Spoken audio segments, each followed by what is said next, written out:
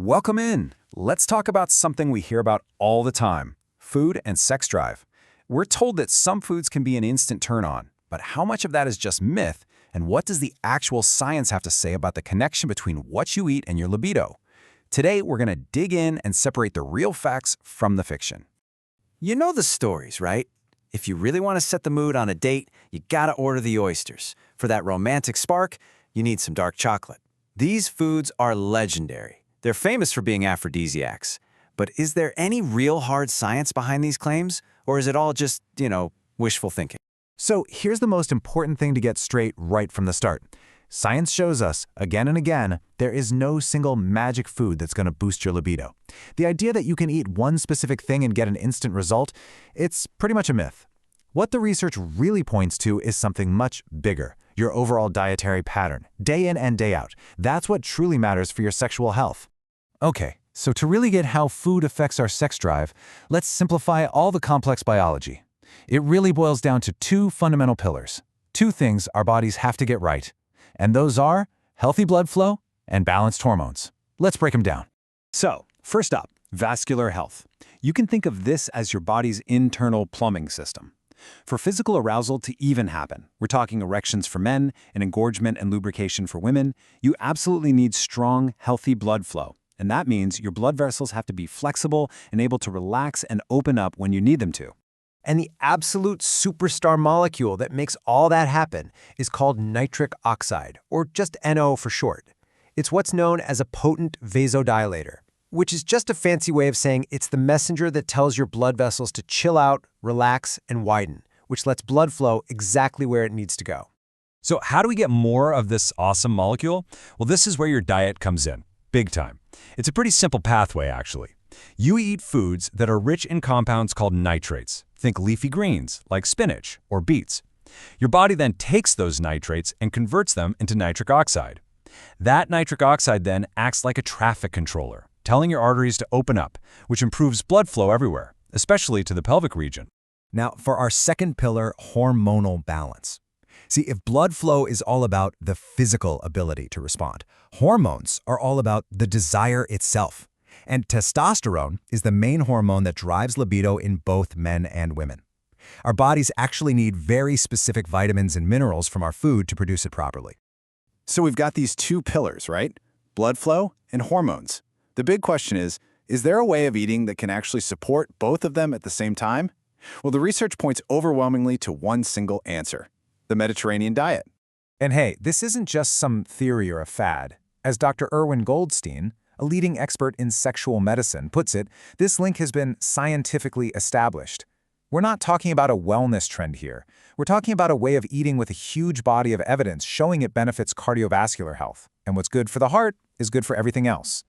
So what are we really talking about? The Mediterranean diet isn't some super strict, complicated set of rules. It's more of a pattern, a lifestyle. It's all about whole, plant-based foods. So tons of fruits, veggies, healthy fats from things like olive oil and nuts. It's got a decent amount of fish and poultry, and, this is key, it's very low in all the processed junk, refined sugars, and bad fats that are all over the typical Western diet. All right, let's get practical. Now that we understand the big picture strategy, we can zoom in on some specific foods.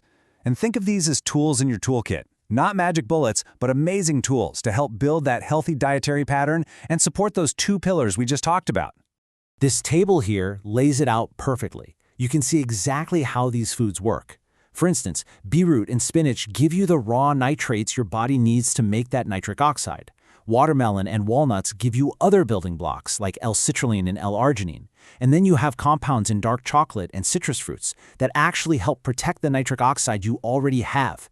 It's like a complete support system for that first pillar, blood flow. But here's something you gotta remember. This is a two-way street. Building a healthy diet isn't just about adding all these great nutrient-packed foods. It is just as important to cut back on the foods that work against you. You know, the highly processed foods, the sugary drinks, all that stuff creates inflammation, which damages your blood vessels and can totally mess with your hormones. Okay, let's jump over to our second pillar, hormones. Now, I want to show you a number that might actually blow your mind. 42%. That is the percentage of Americans who are deficient in vitamin D. And the research is showing that vitamin D is absolutely critical for healthy testosterone production.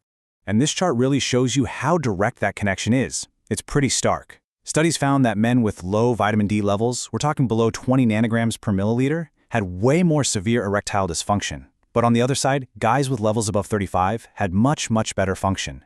It just goes to show how a simple nutrient deficiency can have a massive impact. And vitamin D isn't going it alone. There are a couple of other key minerals in the mix. Zinc is a crucial building block for making testosterone, and that is the real science behind that old myth about oysters. Then you've got magnesium, which is awesome because it helps keep the testosterone you have free and active in your system, instead of it being tied up and useless. So it's pretty clear that what you eat is a cornerstone of your sexual health. But, to really give you the full story, we have to zoom out and look at the whole picture, because your diet doesn't exist in a bubble. A great diet works as part of a team with all your other lifestyle habits. Things like getting regular exercise, keeping your stress in check, getting enough sleep, not smoking. All of these are just as important for keeping your nitric oxide levels up, your hormones balanced, and everything working well. They're a total package deal. And this right here, this might be the single most important takeaway of this whole explainer. Your sexual health is really just a mirror reflecting your overall health. For men, erectile dysfunction can actually be one of the earliest warning signs of heart disease, often showing up 3 to 5 years before a major problem like a heart attack. Think of it like your body's check engine light coming on. So I'll leave you with this final thought to chew on. What if we stopped thinking about our libido or sexual function as this separate, mysterious thing? What if instead we started seeing it for what it truly is? A vital sign, a clear, honest reflection of our overall health, from our heart to our hormones to our entire system. It's definitely some food for thought. Thanks for joining me.